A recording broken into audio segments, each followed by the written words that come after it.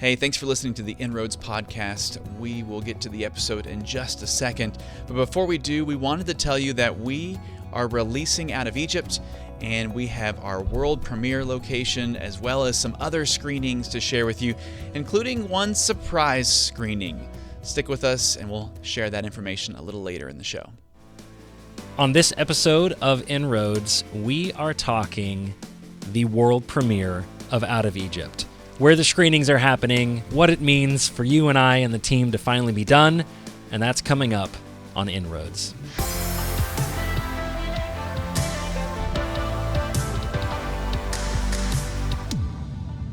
Welcome to inRoads, where we share real-world examples of digital evangelism and provide tips on how you can use today's technology to spread the gospel. Learn more about us and watch our free video series at appianmedia.org. So, Stu, we're wrapping up Season 5 here in the next couple of episodes. Well, and you know, this is the end, and I remember way back, we're talking back in 2022, when we announced that we were going to be doing the Exodus as our next big project. We said on the inRoads podcast that we were going to allow people to follow along with us behind the scenes as we made this content. And we've done that. I mean, I feel like this season it's taken all kinds of twists and turns. We've talked to everybody on the team. We've talked about all of the different, let's review real quick. All of the different episodes that we've talked about. We talked about story. We had a couple episodes with Justin and Jeremy down in our story bunker. That's right. Leading up to it. With all the sticky notes in the background. If you guys haven't seen that video, it's mind-blowing. That was not just for decoration, man. That was hours of research and development. Yeah. And you know, when we go back and look at it, I think in some ways it's very true to what we actually produced. It was a very good exercise in getting the story out there. But that was a couple episodes of the podcast. And then we talked about the pre-production and what it was going to take to get us to Egypt. And the fundraising. We talked through that. I hope you guys appreciated the struggle of that. That was not a guarantee. None of these projects are. Yep. And so what our team was doing and thinking and feeling leading up to, will we be able to pull this thing off?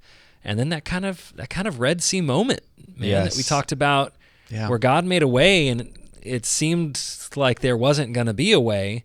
Yeah, you know, some really important people stepped up and made this thing happen. And that led us into, once we were fully funded, just talking about, we went and in production, and we had some really cool episodes in the field. That's right. In Egypt and in Jordan. There's the one on top of Mount Sinai.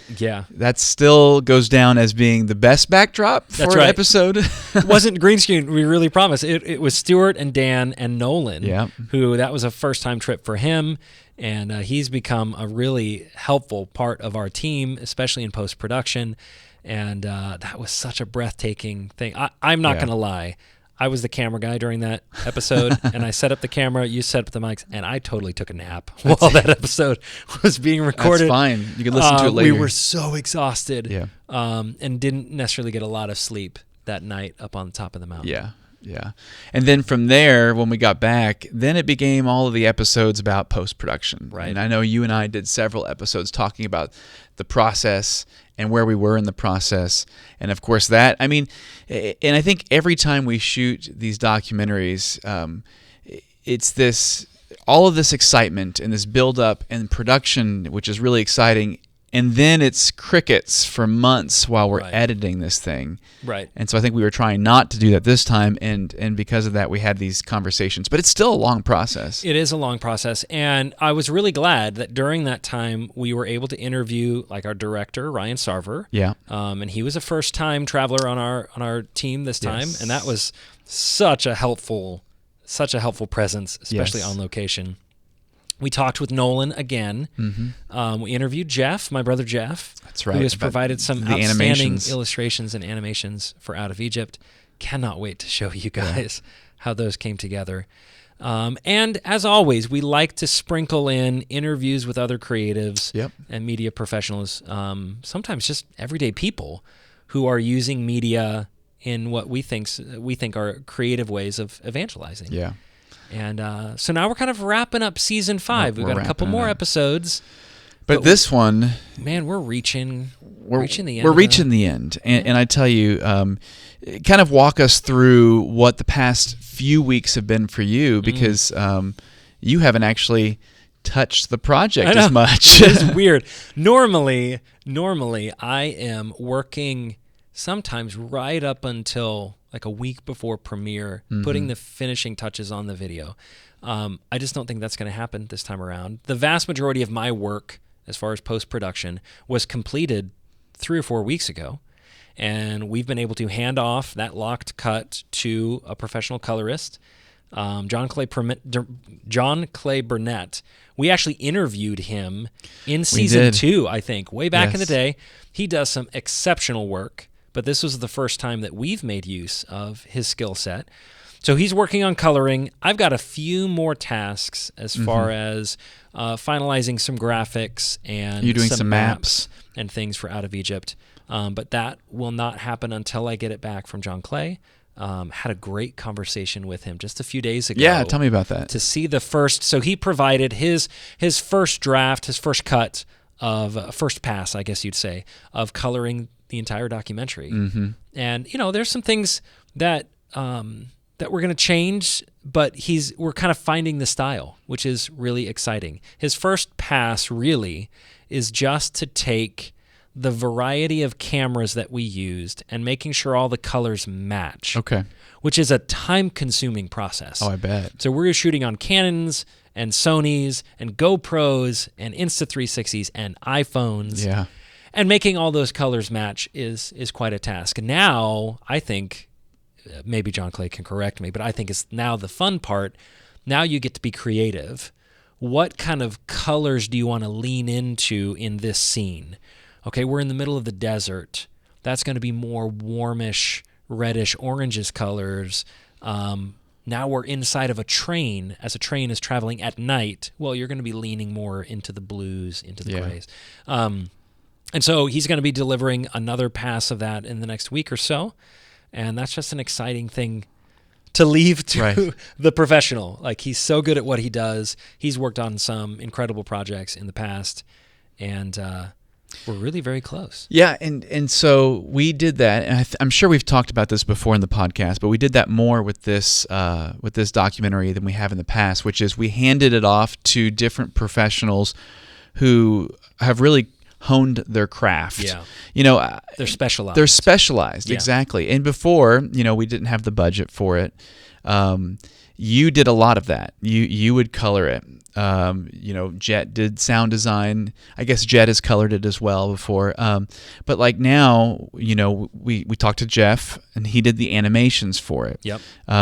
We handed it off to John Clay for coloring. You and I worked together on the sound design. Like, I feel like we're getting to this place now where we realize that we can't specialize in everything. Right. And so it's better to hand it to somebody who can really make it pop. Yep. And from what you've told me, and I have not seen a color pass on it yet, like already it's popping. Yeah. And that it's going to get even more, I don't know if cinematic is the right word. It's a good choice of word, and I know it's probably overused. Yeah. But in this case, we're shooting on digital, right? We're not shooting on film. Correct. And so there is a look to film that we have to kind of recreate in post. Oh, interesting. Okay. And so a lot of that is done with the coloring, and digital allows us to do that. We've got, we're shooting in, what's called a raw profile. It's a flat profile, 4K footage. There's a lot of digital information to work with.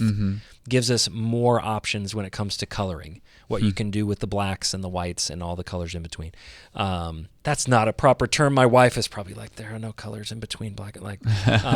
But to be able to create this pass over the top of it, which John Clay has already done, to give it more of an authentic film look. Okay. It's already making me really excited. And that's what we're going for. That's correct.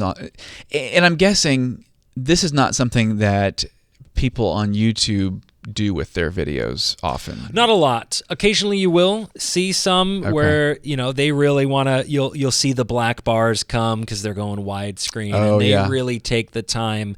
Peter McKinnon is a filmmaker that I follow in Canada, and he does that occasionally and just really spends a lot of time, but never on a feature. Yeah. That's not the type of content that he creates. So to do this for what is now an hour and 45-minute runtime, which is about average for us. It's a little bit longer than some, but not quite as long as, say, Trial and Triumph. But it's feature-length. Feature-length documentary. He's got a task ahead of him, and he's already turning out some great stuff. And so what, you said he's matched the cameras, and so he's kind of got everything, kind of what I would say like a baseline. Right. Is he now creating a LUT, a filter that's going to go over top of all of this footage? You mentioned that one scene may be different than another scene in terms of the coloring. Like, it's not going to be standard across the board. Hey, this is going to be all warm, or this is going to be all cool. Correct. Right? So basically what you start with, and what he did was he made sure that all the colors were accurate. Okay. So whites were really white, blacks were really blacks. Based on the space, we understand this was obviously blue, that was obviously green. But where the creative part comes from is there are things about being on location that you can make the audience feel through color. And a lot of times the audience doesn't realize it, but if you lean more into the warmer colors, the audience is going to feel warm. Mm-hmm.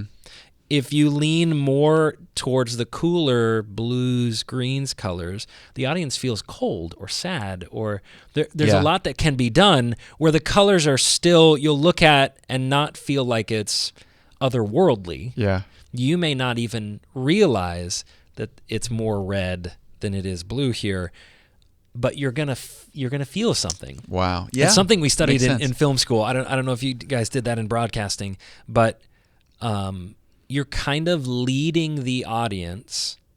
It doesn't have to be in a deceptive kind of way, right? But you're telling them, look, I want you to feel this certain way. And so in the case of Out of Egypt, we come out of Cairo and very quickly leave the urban areas and go out into desert. Mm-hmm. And we know, you and I know, it was scorching hot out there. And so John Clay's already kind of leaning into the reds and the yellows so that the audience feels the heat. Interesting.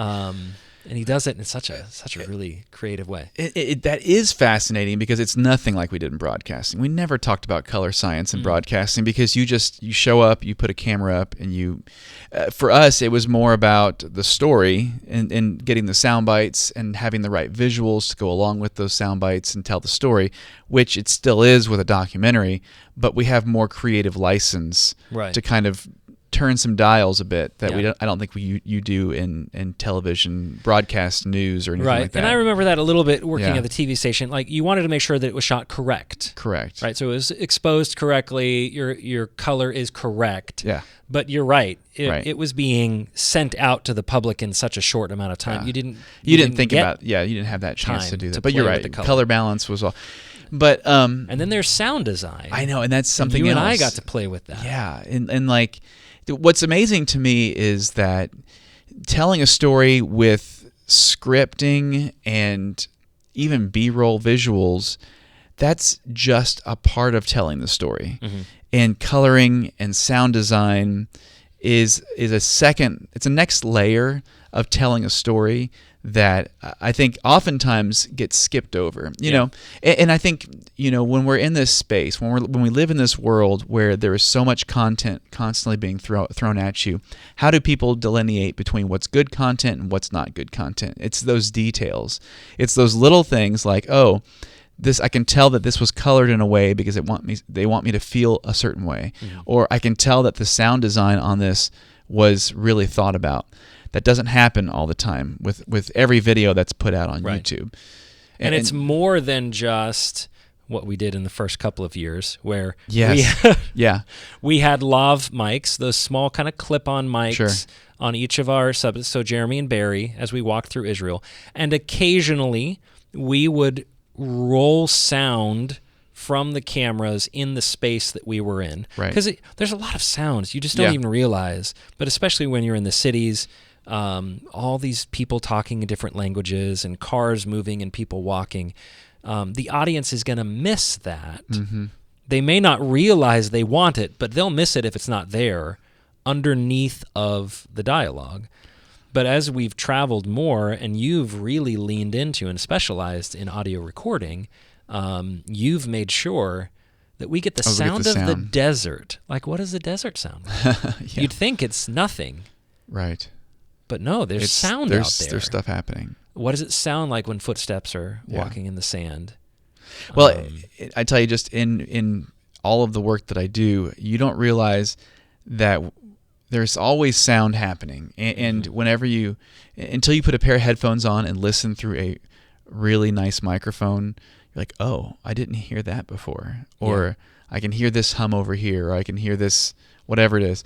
And that happens in every environment. And so like you're right, like bringing that stuff out. And, all of the sound that you'll hear in the piece wasn't recorded in the field. That's true. We went in and there's sound libraries. There's all kinds of stuff that you can use now, and everybody uses it to help tell their story. But it's part of it. And I think what's just really fascinating to me is how the evolution from following the Messiah to now. I mean, following the Messiah, and we were doing what we knew when we walked out there, which is we knew how to operate cameras and we knew how to write scripts, and it was very broadcast-esque. And that's what we shot. I mean, following the Messiah is a good piece of content, but at the end of the day, it's kind of like a broadcast piece of content. Yeah. We didn't do much with color science. We didn't do much with sound design. We edited it together. We made sure that the script was coherent and good and told the story. We put some music underneath it, and boom, that's it. We made sure it was correct. That's correct. Right? It was accurate, and and I don't want to dismiss it as being like we didn't do a good job with it. I think we worked really hard on that, but you could tell from that to Searching for a King that there was a little bit more thought creatively into we want to really play with lighting in Searching for a King. And we did that, and we talked about that. And so that was where we started to get more moody with our stuff on set. With the absence of light and darkness and all of that. Yep. And we did more with sound and I think more with coloring in Searching for a King. And we took it to the next level with Trial and Triumph. And I think this is even more next level. Right. We are getting ready to release Out of Egypt, our new documentary from Appian Media, and we have a few screenings that we want to share with you. The world premiere for Out of Egypt will be in Auburn, Alabama. We're super excited to go to Auburn, and we can't wait to get there. We also have screenings in Indianapolis, Indiana, Kansas City, Kansas, and a surprise screening in Tampa, Florida. Our Tampa fans, they were right there, and we are so excited to get to share that with you. So go to appianmedia.org/events.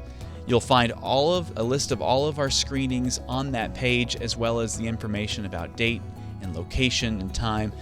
You can go get your free tickets to those. Yeah, tickets are free. You don't have to pay a dime to go to these screenings. This is a great opportunity to get out to the movies and watch something really, really awesome. appianmedia.org/events. Get your free ticket to Auburn, Indianapolis, Kansas City, or Tampa. We'll see you there. We keep talking about next level. What's the next level? And I think it is to just kind of continually to push the edge and push the envelope creatively using the tools that are available to us at the time, which change so much. We were just talking about this morning how the tools have changed so much from 2016 when we shot Following the Messiah to today and the way we're shooting things today and how they're going to continue to change. Yep. So, and we'll talk about that. Yes, that's going to be another closing podcast episode of season 5, talking about the technology and the tools that are changing. I think at the heart of it, though, our job remains the same. Yes. We're trying to tell a good story. Yes. And in this particular instance, the stories that we're trying to tell are true stories. And so we're not trying to push the envelope, like you said, just for the sake of pushing the envelope. Right. We are trying as best we can with whatever tools we have and skills that we have to do justice to the source material. Yep. Right? And so going over, especially to Egypt and Jordan, which felt so foreign to us, the vast majority of us had never been before, we were trying to do as much as we can, even more than we'd done before, to get the audience to feel what we felt and experience it. We're not embracing smell-o-vision yet. But dude, there were smells there that I struggle with trying to describe what the marketplace smelled like when you've got spices over here and animals over here and people crammed together in small spaces. Well, and there's just some things that video can't do. Right. I mean, that is one of those senses that video just can't capture. And that's, at the end of the day, probably for the best. It's probably for the best, but it's also the reason why I think traveling is always going to be such an important thing. That's right. To experience a culture. Because as much as you can watch a documentary and get an idea, get a flavor of what it feels like to be there, you can't actually understand what it's like until you travel to these places. This sounds like a subtle intro for Appian Expeditions, right? If you guys haven't checked that out, you could go there. Yeah, that's right. Subtle plug, AppianExpeditions.com. Okay. We've got members of our team. We're going there. Who are leading tours over to these places. Yeah. So if you can avail yourself of those opportunities. Well, and that's important because, when we brought back these documentaries, it became a very organic next question for some people, which is, this: you showed me something that was amazing. I just can't quite touch it. I want to see it. I want to smell it. I want to touch it. I want to be there and experience it. Do you lead tours? Right. And so, while this sounds like a silly plug, it makes sense. It is the next step. When a documentary can only go so far, well, what do you do next? Well, you take people to those places. Right. And so that way they can experience the senses that they aren't able to get in the documentary. Yeah. And so there you go, Appian Expeditions. So, I don't feel like it's a shameless plug no, because it's not. Actually something that I feel very passionate about. Yeah. I'm thrilled that members of our team like Dan and Barry and Jeremy have different tours scheduled. Some of them are still pending, depending on where they're going to be at, but they're talking more than just Israel, but Egypt and Jordan and Turkey and avail them yourselves of opportunities like that if you can. Yeah, and I think that it's not a bad thing to talk about that. And at the end of the day, Appian Expeditions, it fulfills the mission, which is we want people to experience these places. Right. And we've talked about it since 2016. Appian Media's job is to help them experience these places by seeing them, and now we're hearing them and we're feeling the mood with the coloring and all of this stuff.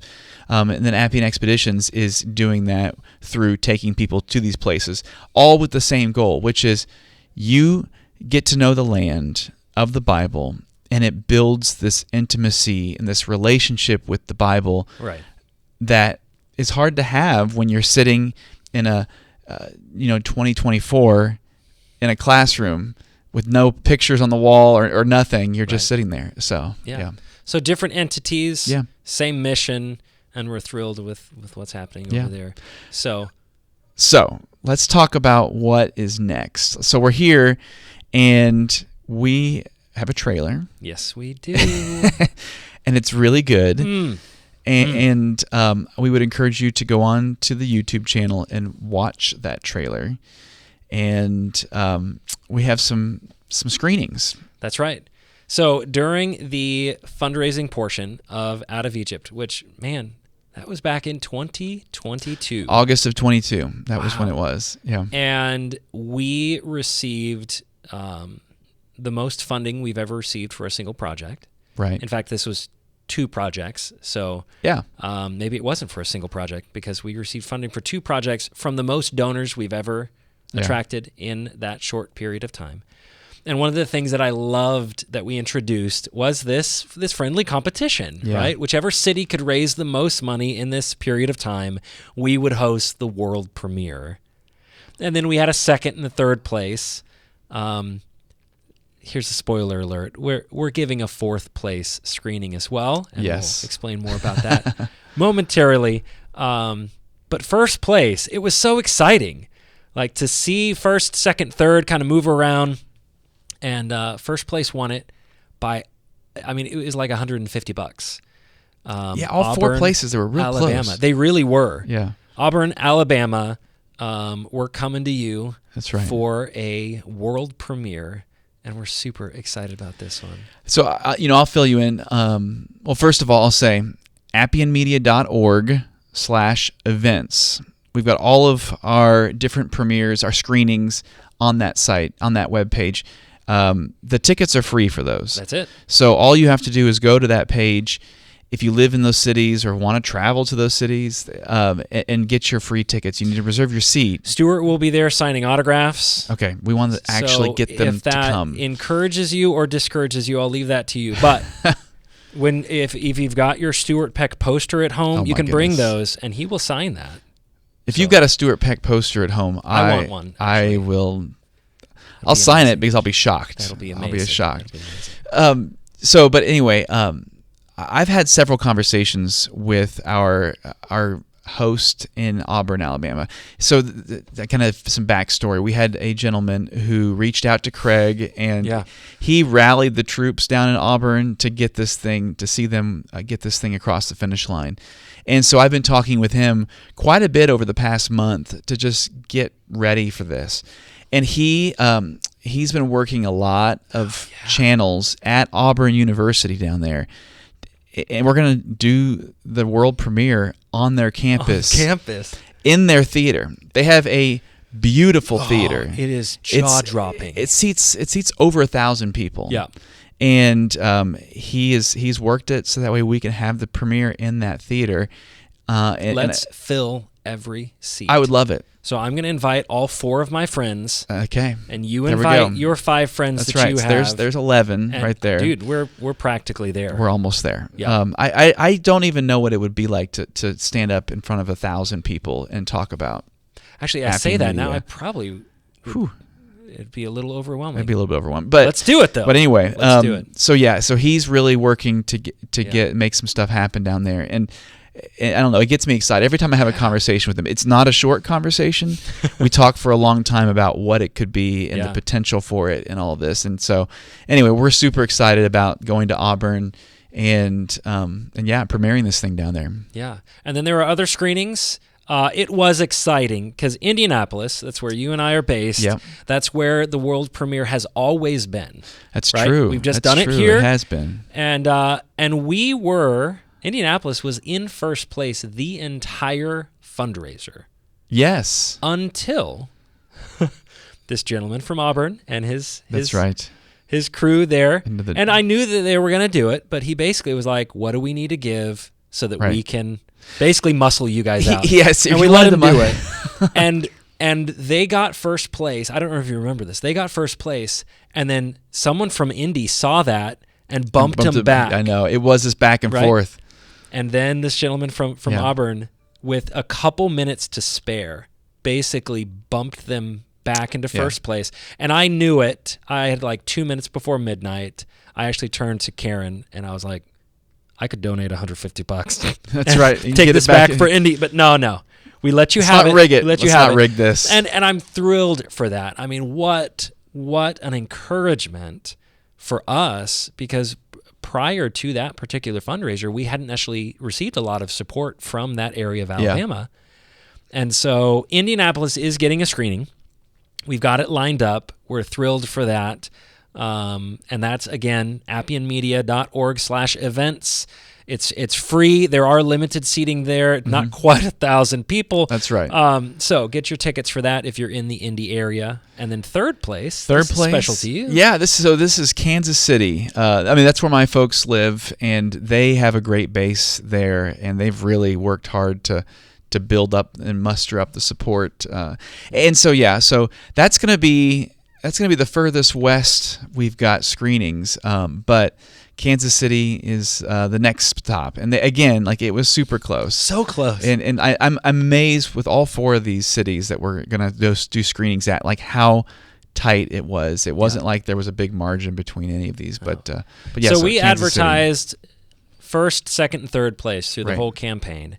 And we had a 4th place that was so close to third place that we just felt like, come on, let's I would like to go. We're thrilled to go. We've actually done some screenings there before, but this is in Tampa, Florida, at the Florida College campus. Yeah. So this is somewhere that many of our friends, my wife actually attended college there, and we've got some great connections. They've been so generous and gracious to us that we're going to have a screening there. Kind of a bonus screening. It is on their campus, and they've been very hospitable, and they've kind of opened the doors and said, "Hey, whatever you need, we just would love to have you." And so, there you go. Auburn, Alabama for the world premiere, Indianapolis, Indiana, Kansas City, Kansas, and Tampa, Florida. That's where we're gonna go, and we're taking Out of Egypt on the road, and we're excited to get around the country and see people. And like, I don't know about you, but I get energized when I'm in these screenings, and then I talk to people afterwards and kind of get their first reaction after seeing this. It's just always very good. And it's helpful to hear from people. So. And I know you have said, it's a lot of traveling. We both have families, and you've told our team, look, if you can make as many of these as you can, it's like, I want to make them all. I know. Because I get so excited. Yeah. I spend months and months sitting in a room by myself, putting this thing together. And it's not a solo project by any means, but to actually engage with people face to face, to sit in an audience. I've seen it before, but I'm looking at their reactions. Exactly. Like, okay, this scene is landing. We've had some focus groups already, not quite finished cuts, but close enough that to sit there, I don't know if you remember this, we had our focus group, this has been a few weeks ago, but we finished the video. They were providing us some really great technical feedback, but in a very short period of time, they were done talking about technical critiques, and they were already jumping into the narrative of the Exodus story, what it means to us as Christians today, how it's important for us to recognize that we were all once slaves. Yes. And they were instantly doing with it what was our objective all along. And to know that we can go to these other cities and engage in that way and experience that, I'm really looking forward to that. Well, and I think it's really important, because when we create this content, we said from the beginning, we don't create this to be just entertainment. We want people to walk away from this and have this better experience with the Bible.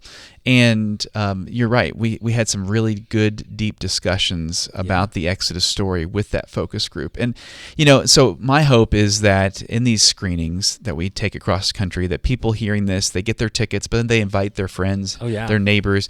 It's such a great way to start a conversation with somebody. And you go to see a movie on a Friday night, and what do? You walk out of the movie and you're talking about it.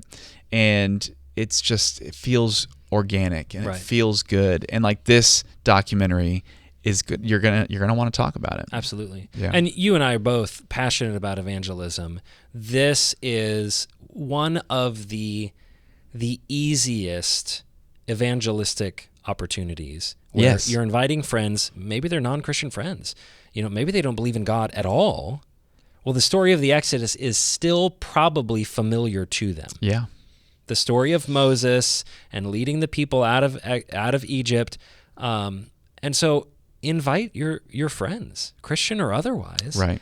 And let them experience what becomes a reoccurring story throughout the Bible. Mm-hmm. This story is introduced in Genesis and Exodus, but then it is repeated in various ways throughout the Bible, and then obviously in its culmination to Jesus. Yeah, that's right. I'm not telling our listeners anything they don't already know. I know. Yeah. I just can't wait to release it. Like, that's right. I mean, like, it's going to be great to release it, and but then my mind always goes to what's next. So we already have some ideas. That's we going to wait for a future episode. That's a whole other podcast. That's a whole other season of podcast. But okay, well, as we wrap up this episode, again, appianmedia.org/events is where you're going to go to get your free tickets to one of these screenings, either in Auburn, in Indianapolis, Kansas City, or Tampa. And we look forward to seeing you there. It's got all the dates and times, and all the details are there on that website.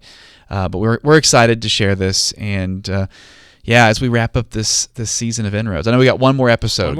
Kind of a bonus. Well, I won't say one more episode. We've potentially got some more conversations coming up that are going to all be with this. That's true. We're not committing. Season 5 has been our longest running season. I think it has. And I don't care. Yeah. We just enjoy having these conversations. It all does kind of center around what we're doing with Out of Egypt. That's right. And eventually we're rolling that out. Yes. Once Out of Egypt is out and in the world, we'll probably have to make let's cut here on season 5. Then we'll go to season 6. Then it'll be something new. So. That's right. But anyway. Fantastic. So. We're glad to have you guys along for the ride. We're glad to finally be able to share this with you after many, many months, almost 2 years really from start to finish. And stay tuned because we've already got Lessons from the Land, the Exodus, which is late in post-production, coming up on the tails of it. So that's coming up.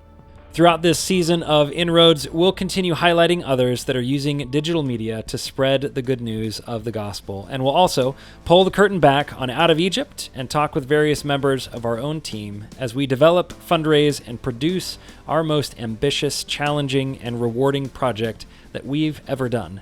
That's next time on inRoads.